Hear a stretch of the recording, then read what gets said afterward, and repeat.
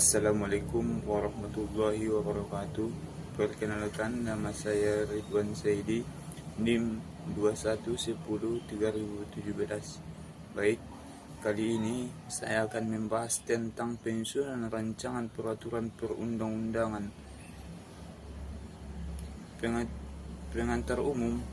1. Kondisi objektif peraturan perundang-undangan pembangunan bidang telah sejak dulu dawarsa terakhir telah dijadikan bidang pembangunan sendiri dan dalam perjalanannya tidak sesuai dengan harapan di era reformasi. Pembangunan di bidang hukum diberikan prioritas tinggi, namun dalam kenyataannya di dalam proses pembentukan peraturan perundang-undangan di tingkat pusat dan daerah masih dijumpai berbagai masalah, antara lain sebagai berikut. Yang pertama, kemampuan lembaga pembentukan undang-undang dalam menyelesaikan pembentukan undang-undang masih belum optimal karena belum dibekukannya cara dan metode perancangan, penyusunan dan pembahasan rancangan perundang-undangan, serta masih kurang tenaga fungsional perancangan peraturan perundang-undangan.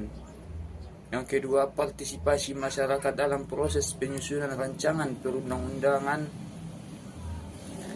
terutama yang terkait dengan substansi suatu rancangan undang-undang, seringkali tidak terakomodasi sehingga suatu rancangan undang-undang ketika disarankan menjadi undang-undang mendapat reaksi keras atau resistensi dari masyarakat. Yang ketiga, hukum positif. Masih banyak yang tumpah tindih, tidak konsisten baik secara vertikal maupun horizontal, sehingga menimbulkan ketidakpastian hukum. Yang keempat, bahasa hukum yang digunakan sering dilakukan dengan tidak menggunakan kaidah bahasa Indonesia yang baik dan benar, sehingga rumah materi muatan yang dikomposisikan dalam kalimat hukum suatu undang-undang tidak jelas, sulit dimengerti, tidak konsisten, dan multi tafsir. Yang kelima, terlambatnya diterbitkan peraturan pelaksanaan undang-undang atau terdapat jarak waktu yang cukup lama antara berlakunya undang-undang dengan penertiban peraturan pelaksanaannya, mengakibatkan undang-undang tidak terlaksana secara baik. Yang keenam, masih terdapat peraturan perundang-undangan yang diskriminatif, biasa genjer, dan kurang responsif terhadap perlindungan hak-hak asasi manusia, terutama hak kelompok yang lemah, marginal, dan perumpamaan. Yang ketujuh, sebagai bagian dari masyarakat dunia belum secara selektif mengadopsi konvensi-konvensi internasional dalam rangka memasuki era perdagangan bebas, perlindungan hak asasi manusia, lingkungan hidup, dan pemberantasan kejahatan tradisional, pencurian uang, dan extraordinary crime yang mengancam kehidupan bermasyarakat dan bernegara. Dan poin yang kedua dinamakan pembentukan peraturan perundang-undangan. Pembentukan peraturan perundang-undangan adalah merupakan proses yang dinamis yang secara terus-menerus mengalami perubahan sesuai dengan dinamika dan kebutuhan hukum berkembang di masyarakat. Di samping itu, pengaruh globalisasi yang didukungkan oleh ilmu, pengetahuan dan teknologi informasi telah membuka sekat-sekat pembatasan wilayah teritorial dan wilayah kepentingan. Dan yang poin ketiga, pembentukan peraturan perundang-undangan secara komprehensif. Dalam pembentukan peraturan perundang-undangan harus dilakukan secara komprehensif dengan memperhatikan 3 dimensi, yaitu pertama, masa lalu yang berhubungan dengan sejarah perjuangan bangsa; kedua, masa kini yang berhubungan dengan kondisi objektif yang ada sekarang dengan lingkungan strategisnya; dan ketiga, memandang ke depan yang dicita-citakan. Dan poin yang keempat, prinsip dasar dalam pembentukan peraturan perundang-undangan. Selain 3 dimensi tersebut, ada 3 prinsip dasar yang harus diperhatikan dalam pembentukan perundang-undangan, yang itu A. Komitmen dan kesetiaan untuk mempertahankan dan melaksanakan cita-cita dituju oleh Sumpah Pemuda dan Proklamasi Kemerdekaan 17 Agustus 1945 dan dinilai filosofis yang terkandung dalam Pancasila serta nilai konstitusional dalam Undang-Undang Dasar Negara Republik Indonesia tahun 1945. Dan poin B, terselenggaranya negara hukum Indonesia yang demokratis, adil, sejahtera, damai. Dan poin yang C, dikembangkannya norma-norma hukum dan peranata hukum baru dalam rangka memberikan kepastian hukum, mengayomi masyarakat, dan menciptakan ketentraman dan ketertiban.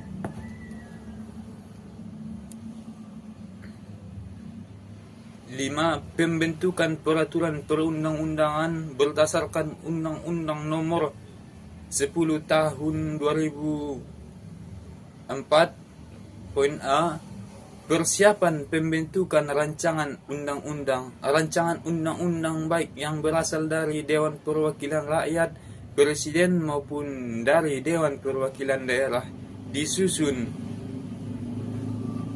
berdasarkan program legislasi nasional. Rancangan undang-undang diajukan oleh Dewan Perwakilan Daerah adalah rancangan undang-undang yang berkaitan dengan otonomi daerah, hubungan pusat dan daerah, pembentukan dan pemekaran serta pengembangan daerah, pengelolaan sumber daya alam dan sumber daya ekonomi lainnya, serta yang berkaitan dengan perimbangan keuangan pusat dan daerah. Dalam keadaan tertentu, Dewan Perwakilan Rakyat atau Presiden dapat mengajukan rancangan undang-undang di luar non-program legislasi nasional. Rancangan undang-undang yang berasal dari Presiden, rancangan undang-undang yang berasal dari Dewan Perwakilan Rakyat. Persiapan pembentukan rancangan peraturan pemerintah pengganti undang-undang. Yang pertama, ketentuan lebih lanjut mengenai tata cara mempersiapkan rancangan peraturan pemerintah pengganti undang-undang, rancangan peraturan pemerintah dan rancangan peraturan presiden diatur dengan peraturan presiden. Dan poin yang kedua, peraturan pemerintah pengganti undang-undang harus diajukan ke Dewan Perwakilan Rakyat Daerah persidangan yang berikut. Persidangan dimaksud adalah masa persidangan Dewan Perwakilan Rakyat yang hanya di antara satu masa reses. Pengajuan peraturan pemerintah pengganti undang-undang dalam hal ini dilakukan dalam bentuk pengajuan rancangan undang-undang tentang penetapan peraturan pemerintah pengganti undang-undang menjadi undang-undang. Dan poin yang ketiga, dalam hal peraturan pemerintah pengganti undang-undang ditolak Dewan Perwakilan Rakyat, maka peraturan pemerintah pengganti undang-undang tersebut tidak berlaku dalam hal peraturan pemerintah pengganti undang-undang ditolak Dewan Perwakilan Rakyat, maka pencabutan peraturan pemerintah pengganti undang-undang dimaksud mengatur pula segala akibat dari penolakan tersebut. Poin C, persiapan pembentukan rancangan peraturan daerah. Rancangan peraturan daerah dapat berasal dari Dewan Perwakilan Rakyat Daerah atau gubernur atau bupati dan wali kota, masing-masing sebagai kepala pemerintah daerah provinsi, kabupaten, kota. Ketentuan lebih lanjut mengenai tata cara mempersiapkan rancangan peraturan daerah yang berasal dari gubernur atau bupati, wali kota diatur dengan peraturan presiden. Rancangan peraturan daerah dapat disampaikan oleh anggota komisi gabungan, komisi atau alat kelengkapan dengan perwakilan rakyat daerah yang harus mengenai bidang legislasi. Ketentuan lebih lanjut mengenai tata cara mempersiapkan rancangan peraturan daerah diatur dalam peraturan tata tertib Dewan Perwakilan Rakyat Daerah. Rancangan peraturan daerah yang telah dipersiapkan oleh gubernur atau bupati, wali kota disampaikan dengan surat pengantar gubernur atau bupati di wali kota. Kapan Dewan Perwakilan Rakyat Daerah oleh gubernur atau bupati atau wali kota. Rancangan peraturan daerah yang telah disampaikan oleh Dewan Perwakilan Rakyat Daerah disampaikan oleh pimpinan Dewan Perwakilan Rakyat Daerah kepada gubernur atau bupati, wali kota. Penyebarluasan rancangan peraturan daerah yang berasal dari Dewan Perwakilan Rakyat Daerah dilakukan oleh Sekretariat Dewan Perwakilan Rakyat Daerah. Sebagai rancangan undang-undang, rancangan peraturan daerah juga disebarluaskan misalnya melalui Televisi Republik Indonesia, Radio Republik Indonesia, internet, media cetak seperti surat kabar, majalah, dan edaran di daerah yang bersangkutan, sehingga khalayak ramai mengetahui adanya rancangan peraturan daerah yang sedang dibahas di Dewan Perwakilan Rakyat Daerah yang bersangkutan. Dengan demikian, masyarakat perwakilan rakyat daerah yang bersangkutan dengan demikian, masyarakat dapat memberikan masukan atas materi rancangan peraturan daerah yang sedang dibahas tersebut. Penyebarluasan rancangan peraturan daerah yang berasal dari gubernur atau bupati, wali kota dilaksanakan oleh Sekretariat Daerah. Apabila dalam suatu masalah sidang gubernur atau wali kota dan Dewan Perwakilan Rakyat Daerah menyampaikan rancangan peraturan daerah mengenai materi yang sama, maka dibahaslah rancangan peraturan daerah yang disampaikan oleh Dewan Perwakilan Rakyat Daerah, sedangkan rancangan peraturan daerah yang disampaikan oleh gubernur atau bupati dan wali kota digunakan sebagai bahan untuk dipersandingkan. Poin B, penyusunan rancangan undang-undang berdasarkan prolegnas. Penyusunan rancangan undang-undang RUU dilakukan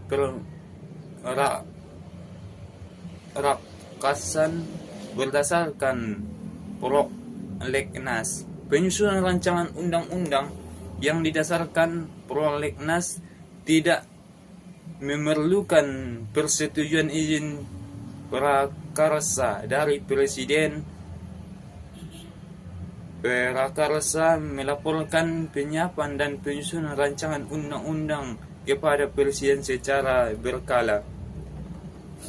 Penyusunan rancangan undang-undang RUU di luar prolegnas. Penyusunan rancangan undang-undang yang didasarkan prolegnas tidak memerlukan persetujuan izin prakarsa dari Presiden. Prakarsa melaporkan penyiapan dan penyusunan rancangan undang-undang kepada Presiden secara berkala dalam keadaan tertentu. Prakarsa dapat menyusun rancangan undang-undang di prolegnas setelah terlebih dahulu mengajukan permohonan izin prakarsa kepada Presiden dengan disertai penjelasan mengenai konsepsi pengaturan rancangan undang-undang yang meliputi. Yang pertama, urgensi dan tujuan penyusunan. 2. Sasaran yang ingin diwujudkan. 3. Pokok pikiran lingkungan atau objek yang akan diatur. 4. Jangkau serta arahan pengaturan. D. Pengharmonisasian dalam rangka penyusunan konsepsi rancangan undang-undang di luar prolegnas. Pemrakarsa wajib mengkonsultasikan konsepsi tersebut kepada menteri konsultan tersebut. Dilakukan dalam rangka pengharmonisasian, pembulatan dan pemantapan konsepsi rancangan undang-undang. Untuk kelancaran pengharmonisasian, pembulatan dan pemantapan konsepsi rancangan undang-undang, menteri mengkoordinasikan pembahasan konsepsi tersebut dengan pejabat yang berwenang, mengambil keputusan ahli hukum dan atau rancangan peraturan perundang-undangan dari lembaga pemerkasaan dan lembaga terkait lainnya. Apabila dipandang perlu koordinasi sebagaimana dimaksud, dapat pula melibatkan perguruan tinggi dan atau organisasi. Mungkin cukup sekianlah yang bisa saya jelaskan. Akhirul kalam, assalamualaikum warahmatullahi wabarakatuh.